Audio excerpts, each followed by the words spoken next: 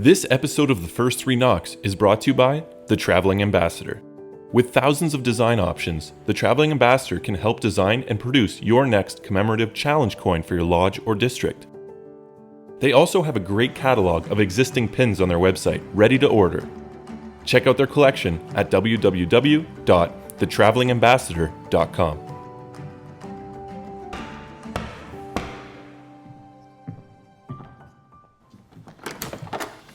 On today's episode, we connect with the Brethren of the Winding Stairs, Whence Came You, and What is a Mason? You're listening to The First Three Knocks, a Masonic podcast in the District of York, where we discuss topics for the betterment of Masonry. The opinions discussed in this podcast are those of the individual and do not represent the views of Grand Lodge or any other Masonic body. Now, here are your hosts. Well, good evening, brethren. Welcome to The First Three Knocks. We have a really exciting show this evening. We're sitting down with three of the legends of Masonic podcasting. And of course, our very own Gino Scovio from The First Three Knocks. Would very much like to welcome Brother Robert Johnson from Round Lake, Illinois, and Whence Came You podcast. Welcome to the show, RJ. Thank you very much. Also would like to extend a special welcome to Brother Juan Sepulveda from Kissimmee, Florida, and he leads the Winding Stairs podcast. Welcome to the show. It's a pleasure to be with you, brothers. Thank you. And last but not least, we have Brother Jared Stanley from Lauderdale County, Mississippi, who leads the YouTube show, What is a Mason? Welcome, Brother Stanley. Thank you, brethren. Happy to be here. And of course, our very own Brother Gino Scovio from The First Three Knocks. Welcome home, brother. Happy to meet, brethren. Happy to meet. And I am Brother Bert Tellier, the co-host of The First Three Knocks. And also here with us this evening is Brother Steve Sprott, our talented producer. Brethren, it is an absolute honor and pleasure to have all four of you on the show. Gino, I'll throw you in there. I'll give you a little extra nudge on that one. But we are very excited to have you guys on this round table this evening. Steve shared with us before we even started our show how excited he was to be talking with you guys, because he really had an influence on him getting involved in Freemasonry. So we're really thrilled to be talking to you. And for tonight, we wanted to just have a round table with you guys. I mean, you've got a boatload of experience in Masonry and other bodies as well. And we wanted to have our first, and I hope not our last discussion with you. And I also hope we get the chance to see you guys in the future live as well. So I will throw the first question on the table here, and you guys can jump in and answer it any way you like. But one of the questions we had for this distinguished table was, what unique things are Masons in your region doing during this COVID time to stay connected and engaged? Well, Bert, I'll give that a shot. So here in Mississippi, I think what we're seeing is just a general trend of what you're seeing around the country. There are a handful of lodges that those that are a little more tech savvy and a little more comfortable. And quite frankly, here in Mississippi, in areas of the state where internet connection can even warrant the use of platforms like Zoom or other things like that. So I am aware of lodges that are meeting through Zoom.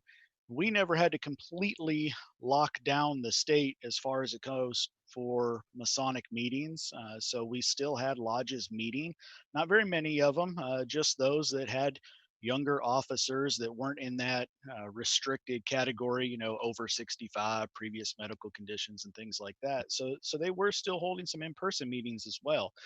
But I'll also tell you, I've seen a huge uptick in just electronic text formats in every different way. So I've seen increased use of social media. I've seen increased use of emails, and I'm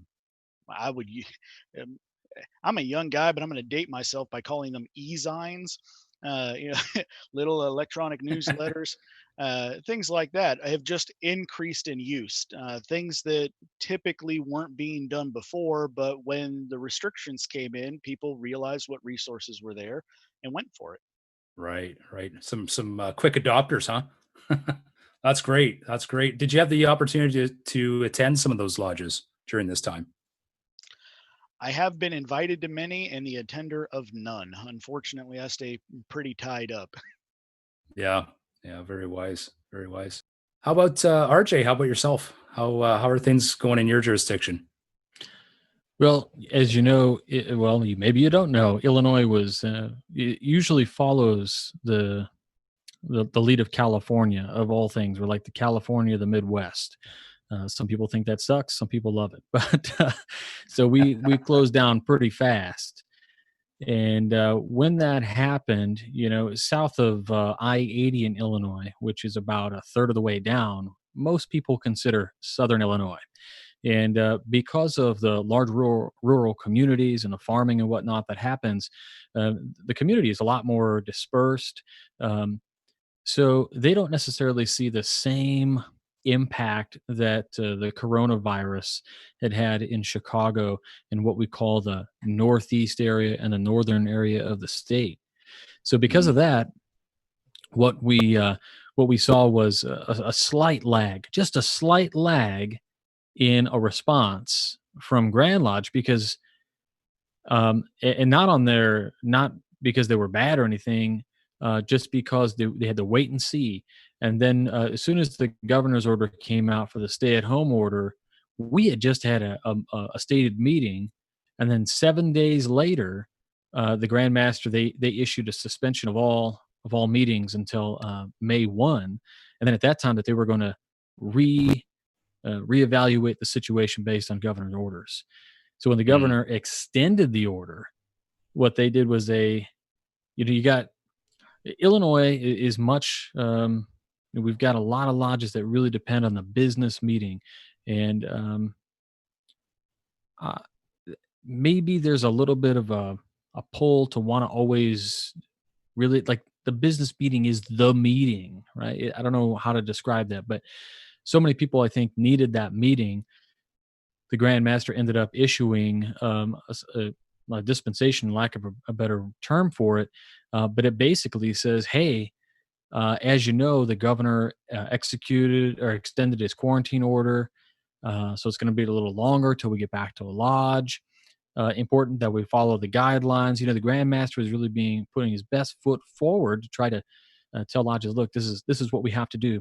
But in the meantime, they did something that was rather progressive, and I had only seen in one state previous. I think it was Colorado.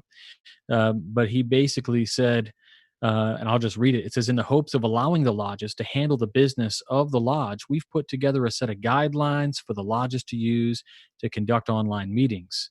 We're well aware, and this is the really progressive part that kind of took me back a little bit because this is not typical Masonry in the way I've seen it. He says, we're well aware that some of our members do not use computers, and so they will not have the ability to attend these meetings. But we have to move forward, and hopefully we'll be back to the meeting in our lodge room soon. Then they issued a special set of guidelines for meetings, and really the way it's pretty locked in. There's no ritual. The master opens by acclamation. And then one of the interesting things is nobody's allowed to visit. Right. No recording, no visitation, and all meetings, everyone that you intend to you have to get a special dispensation for, and you have to invite your DDGM, your assistant area DDGM, district deputy grand master, and your area deputy grand master. So in Illinois, we kind of break them up into areas and then sub areas and assistants and all this, but so we've had one, my lodge has had one meeting like that. I just requested our second dispensation for June 5.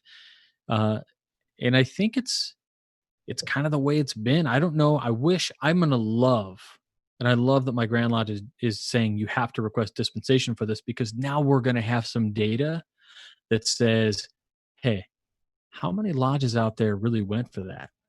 How many lodges requested? Because they don't have to. They don't have to do this, but how many lodges did? And as Jared said, it kind of forced this idea of a digital pivot, and now we're taking full advantage. Well, some of us were already doing that, but it forced a lot of other lodges to take full advantage of the the free tools that are out there, right? And then we see the technology sector of the world totally, assist in every way possible. I mean, what was it?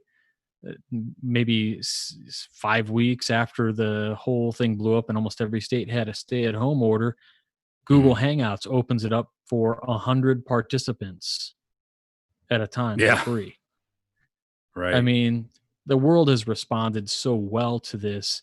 I mean, God bless anybody who's had to deal with the actual virus or a death or anything related to it. But if anything, I think what we've seen here in Illinois, anyways, is a great resilience and a lot of support. And so I've been grateful. Fantastic. That's great to hear. Great to hear in your jurisdiction that you're finding a way to move forward. Juan, how about down in Florida? How is that working in that region? Well, we have been fortunate enough that there seems to be a marked or a delineated difference between different regions of Florida.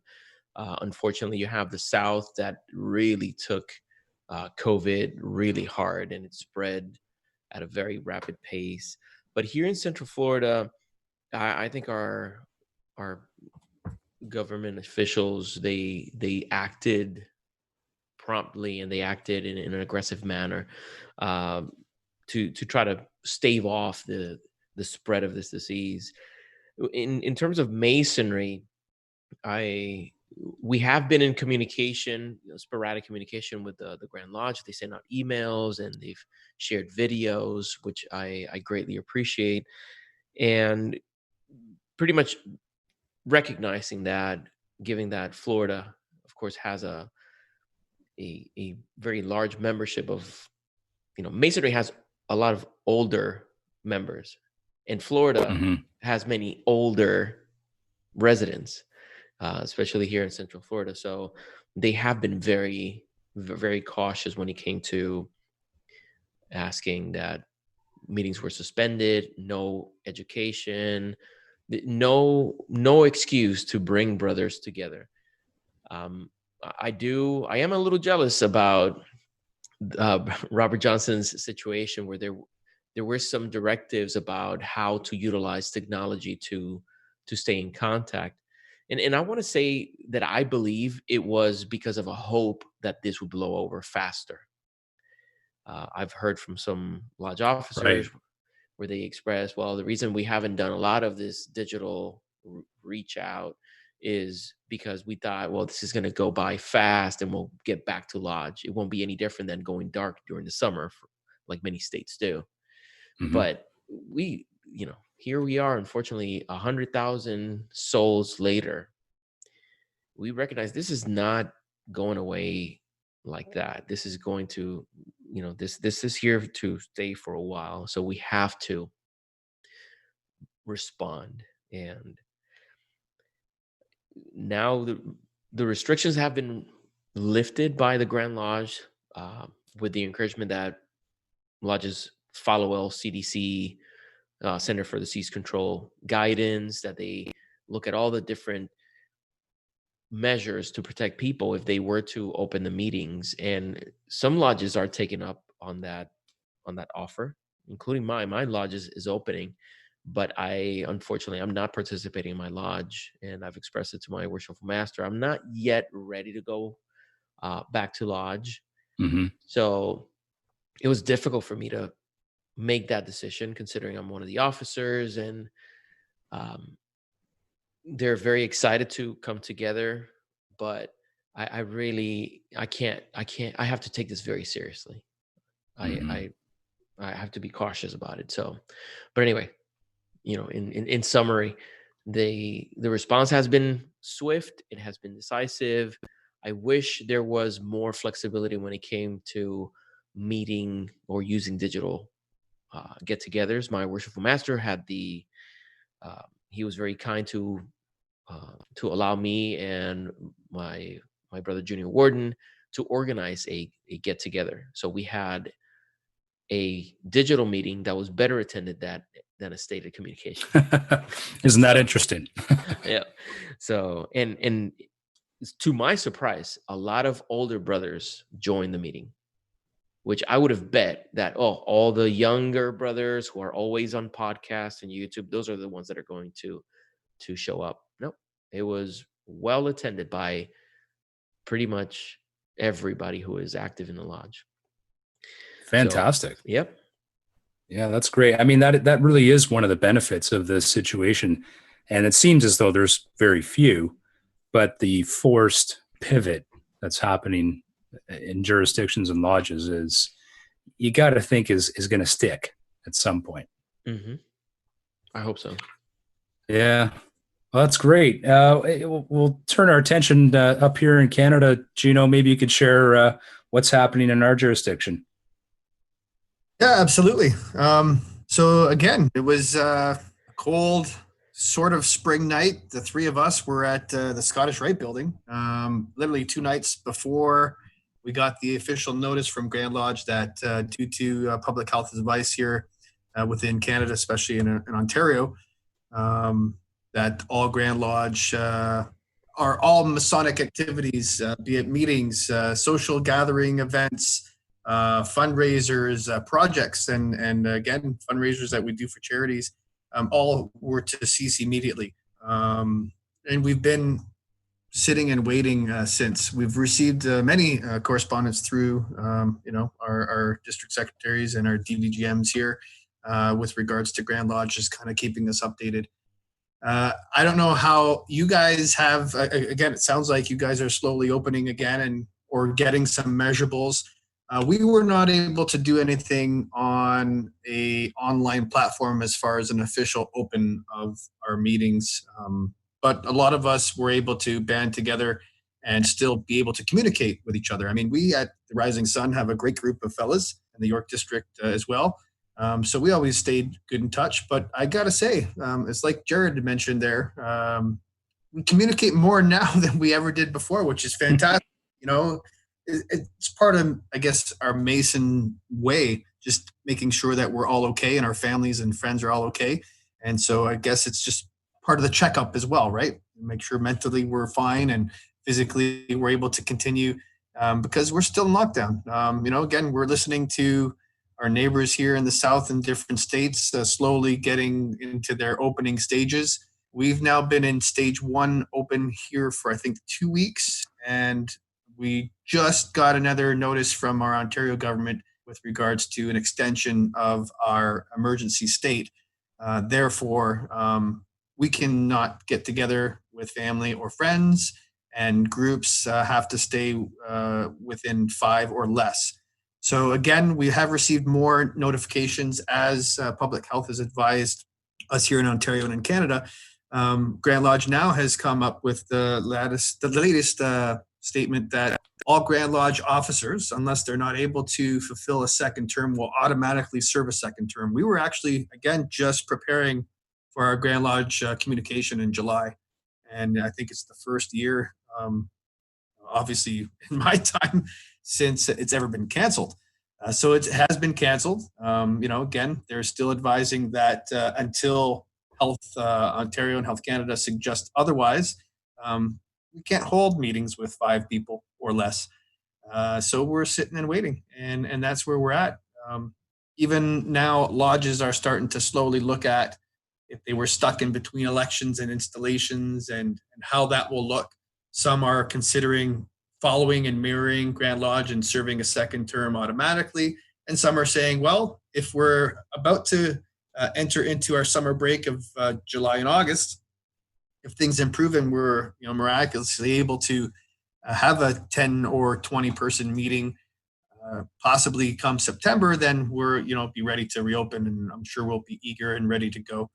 But again, what we've done here in York District, as far as where we sit, a lot of brethren have banded together and using Zoom. They're having their regular meet and greets. They're putting a little bit of education. It's not anything official. And again, we're utilizing technology to the best abilities that I think we're capable of doing right now.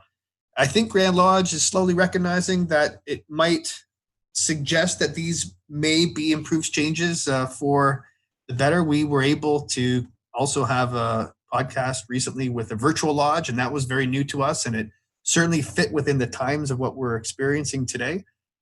So yeah, we're, like I said, we're just kind of still playing the wait and see. I'm very happy to hear that you guys are opening, and I think with things improving on our end as well, that we'll slowly be right behind you guys as well. Yeah, that's a little more restriction here in our jurisdiction, I think, compared to what you guys are facing there. But we have seen a lot of connection happening through technology, which is good. And Gino referenced the one episode that we had recently with regarding Castle Island Virtual Lodge. And I don't know if you guys have heard of this this lodge. Have any of you come across that in your travels or virtual travels? I've had the pleasure of attending and speaking with the worshipful master. It's quite a forward-looking opportunity for brothers to connect. So Yeah, I have to agree. I had the same experience. I think I may have been on with Juan or with Masonic Roundtable, but it was just interesting because in your first foray into something like a digital lodge, uh, it was just shame on me. I'll just say that. Shame on me, because I took maybe a couple screen caps to show my brother Scott, because I said, this destroys the idea of ageism in technology. Almost all, I mean, my screen was filled with past grandmasters. Wow. Isn't that something? I was just like, maybe it's just Canada. Maybe Canada, past grandmasters love technology. In my neck of the woods, they're like, now what's Zoom? Yeah. But now, of course, because of the necessary, the digital pivot that everybody's had to make, everybody is now, in it, and they understand it, and it's just kind of forced it. But yeah, Castle Island is fantastic. So streamlined too. I love it. That was one of the points that we really enjoyed discussing there, was the fact that I think it was 5-6 years ago when it first kind of came to light. It was actually kind of the brain idea of many past masters who saw currently, I think the master that's sitting there, they saw the skill set that he was able to bring with technology and said, hey, let's try this. And again, when he shared that with us on our podcast, it was just phenomenal to have that forward thinking and support from kind of the higher above as far as past masters go. So yeah, it was really nice to see that, Brother Sprott was on there. I wasn't able to attend, but he said it was filled with 200 members and worldwide. And again, it was a great education piece, and then a little bit of social meet and greet afterwards. It's fantastic. yeah, I still remember my first reaction when someone brought up that it existed. And I was like, absolutely not. No way. Adamant. No, I wasn't even listening. There's no way, because all I could think about was ritual is something that is important to me. That initiatic experience, it's a profound one. And to even mess with it on a digital front, of course, I was wrong in my perception, because they don't do degrees. This is for it's for master masons in above. So you have to have a regular initiation experience in a different lodge to participate in Castle Island. And they conduct business in a very efficient way, just like you would have in a very efficient lodge. And then you have plenty of space and time for education, which when I finally warmed up to it, I said, okay, well, I got to see what this is about. And I was so proven wrong. It was such a good idea. I'm like, absolutely. What happens to the brother that can't drive at night? Yeah. He has a place to go. What happens to the brother who has been on an accident, or someone who has some sort of physical disability and they can't necessarily travel to lodge? They have a place to go. what happens to the brother that's deployed in a military theater? He has a place to go. And the more I thought about it and discussed it, I came to the realization, this is an absolute great idea. So Completely change your mind. absolutely, Yeah. absolutely. I still like just throwing it up once in a while, saying something like, well, you know, there's a lodge that meets online all the time, just as a point of contention, just to see like people's minds explode. Not because they're not everybody knows about them yet. You know, and they're like, oh, well, we don't recognize that. Yeah, you do. They're in the list of lodges. Hey, Bert, I just wanted to kind of add on to something RJ said a little bit ago, but it ties into this whole little conversation. I know we're talking about meeting virtually as a lodge, but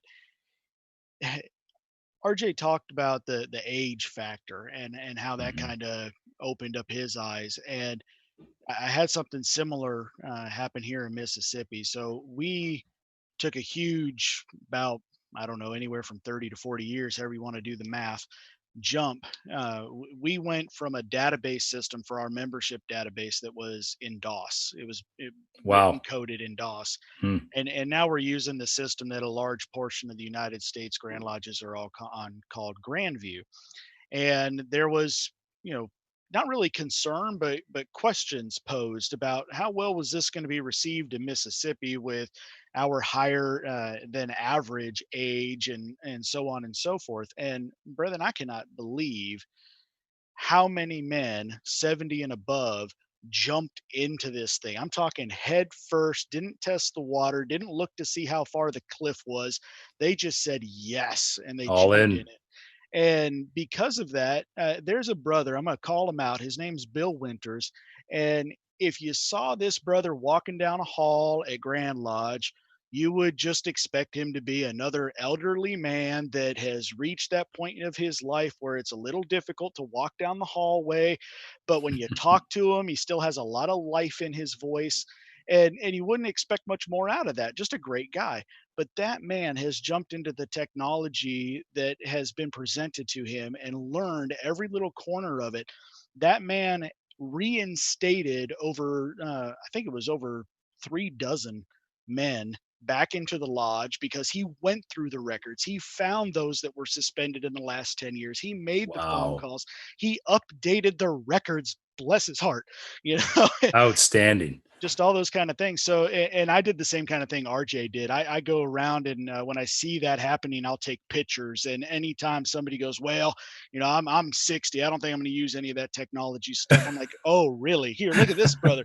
So yeah, I love that. No excuses. Well, that's a great theme to see that happening, and in a way, I'm not surprised because Masons are known to help other Masons and show the way, and so hearing those stories of that dedication to learning something new, we talk about the daily pursuit of Masonic education. I mean, my goodness, to think to be doing that at that age and learning a new trick, how proper is that? It's just brilliant. You just said it, Bert, right? We never stop learning. Whether it is improving, whether it's, studying our working tools constantly, it's another tool in our briefcase that we could use. And so again, just when we started doing some of the Zoom chats here, just to reach out to brethren and say hi, what I was finding was there were a handful of older brethren who weren't able to come to lodge anymore for whatever reasons, but they weren't missing a Zoom meeting. And these weren't even regular meetings or official meetings, so to speak. So I think, having some form of virtual aspect, like the rest of the brethren here, I was a little bit skeptical. How do you perform certain things and how do you do it? But it's not a full lodge in that respect. And like Brother Juan said, you got to be a master mason. You're initiated in a mother lodge, and then when you get to your third degree, you can certainly enter and be a member or a visitor. And as everybody pointed out, it's a fantastic way to allow us to continue to engage all members and basically leave no one behind. And I think we need to see a little bit more of it in certain degrees.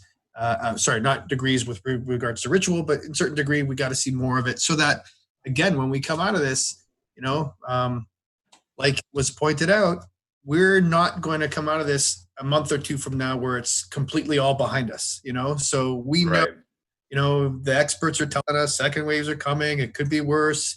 So we do have to always be concerned with our members, those a little bit more vulnerable and elderly as well. And so if this is a tool that we can put in place, now is the time. I love the idea that Brother RJ said that their district is getting dispensation so they can use it as data points to measure how many members or how many meetings are being held to do that. I mean, it's just fantastic. So I think if we can find little drip points of all the districts throughout all lodges throughout the world, we can come to a really perfect point of how we can look forward after this is all sort of behind us. Yeah, I agree, and I think it was said a little bit earlier as well that what's it going to look like coming out of here is probably a pretty significant change, and I'll pose that to the roundtable. How do you guys see things changing coming out of this COVID situation for Masonry in general? Well, I guess I'll take the crystal ball out first then. I think on the surface, maybe some of the easier topics that are probably more likely for everybody to nod heads to. I think we've realized that there's other situations to plan for, so we can have some plans in advance. I'll disclose to the point that I was on the phone with my grandmaster earlier today, and I know he's in discussion with the brethren that he needs to be in discussion with to think about how can we make it so lodges could continue to do initiations that still are our initiation, but are done in such a way that we can say, hey, there's a communicative disease out there right now. Practice some common sense and follow our prescribed measures.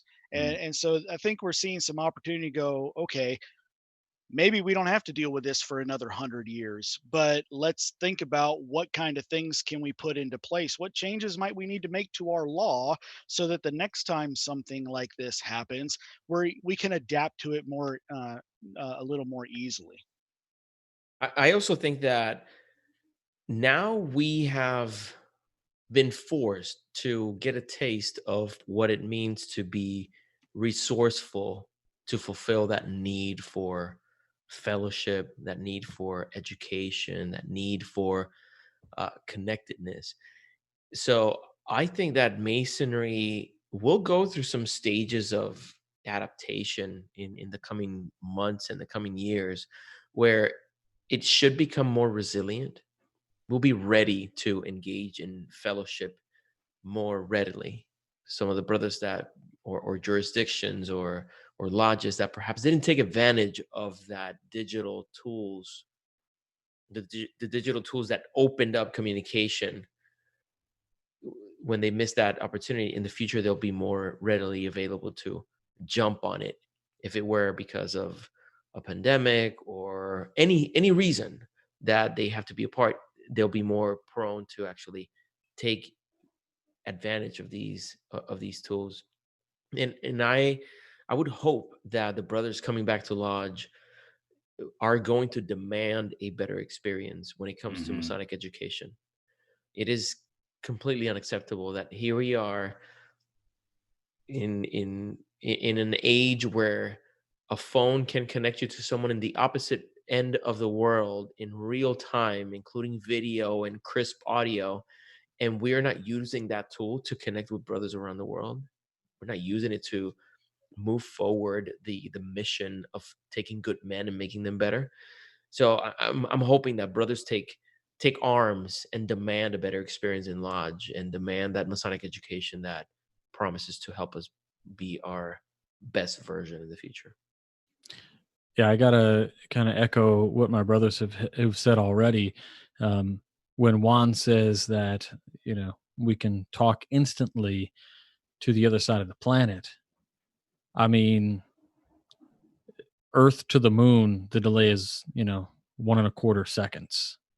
So we don't have any real excuses for connection. I see on Facebook groups today, and I'm a member of several different Grand Lodge Facebook groups to kind of share relevant info or whatever. But what I see, sometimes people will ask a question like about returning to lodge and things, and inevitably there's a few guys who just say things like, I really miss my brothers.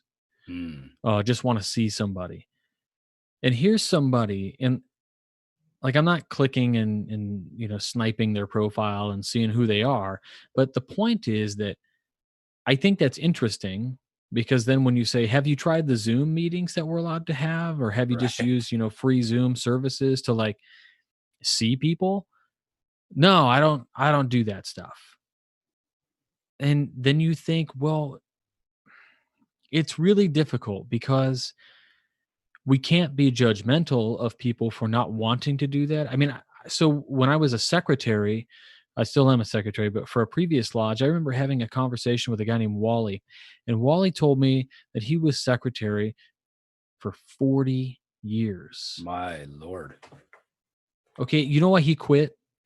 Because my Grand Lodge went to Maury, right? Which is like a digital system, like Grandview or any of these other ones that are out there that is a database for membership. They went to Maury, and everything is in Maury now. And Wally said, I'm not learning that.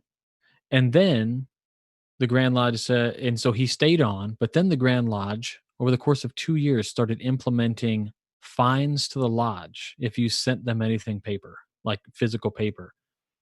They charge your lodge $25 every time that they had to put something into the system for you. And eventually, now everybody's, on Maury.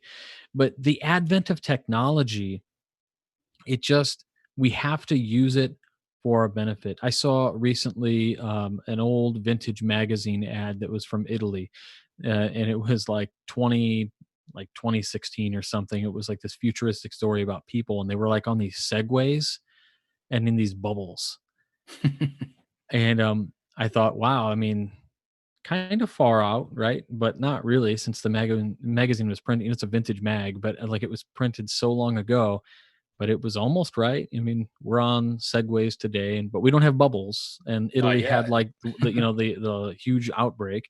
And I just think about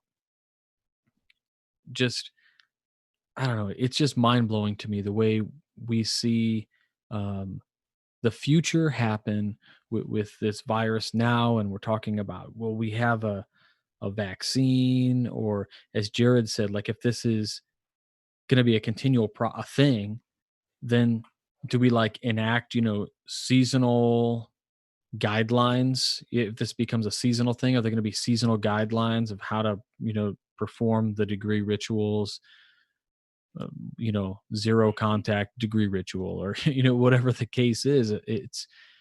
It's really bizarre. But I also have to say that, as Juan pointed out, the Masonic education online right now in the Refracted Light group on Facebook was like this weird startup that just exploded. It's got 3,500 members in there, all of whom are somehow interested in Freemasonry in some respect. So you've got Masons, regular co-Masons, and maybe unrecognized Masonic bodies that are in there, and some that are, and it's a big group that nothing is discussed that's tileable, so no secrets. But there's nothing wrong with talking about Thomas Paine's Rights of Man, or talking about the quadrivium or the trivium, or talking about practical masonry. So none of that is secret. So it's just been this explosion where just the other day, there were 3 presentations in one night, like 7 o'clock, 8 o'clock, and a 9 o'clock. It was shooting fish in a barrel for Masonic education. Wow. So when Juan said you got to demand a better experience, like how are we going to contend with that after this is over? Yeah, the habit becomes the norm. It's pushing it that way, which I think is good for Freemasonry. I think We I, need I think that. it can be good, but I think that you know. So I'm going to sound like one of those brothers that I think most of us would kind of roll an eye at, but then listen because he's a brother and try to figure out where is he going with this. Um, I don't know if this is an actual concern to have or not. I don't know if Castle Lodge is an example that can be looked at or what, but I can see the concern being raised that as the ability to physically return to lodge in our usual numbers comes back, that there will be those that say, you know what, this lodge in my lounge pants sitting back in the recliner at the house, that was kind of nice. I wonder if we can just have our regular meetings on camera and we'll only have degrees 4 times per year, once per quarter or Mm, something like that. I don't know that anybody would go to that kind of extreme, but I hope as we progress forward, we don't try to think that this is some sort of one or the other thing. right. We can go, hey, now that we either had the time because we weren't physically in lodge or decided to put our resources to use because we were tired of being at home and wanted to do something with our brothers, and all of this electronic Masonic education came out, we can do that and physically go to lodge and get both experiences. So I guess my hope going forward is that it's not just a transition back to the way that we were, but a mix of some kind where we say, okay, I go to lodge, we hold business meetings, we perform degrees, and maybe my lodge has a 15-minute education section at the end of it. But you know what I really do for education?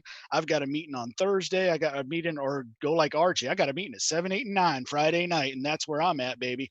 I think we can do both. Yeah. Yeah, I agree. It isn't either or. It's an expansion of an experience.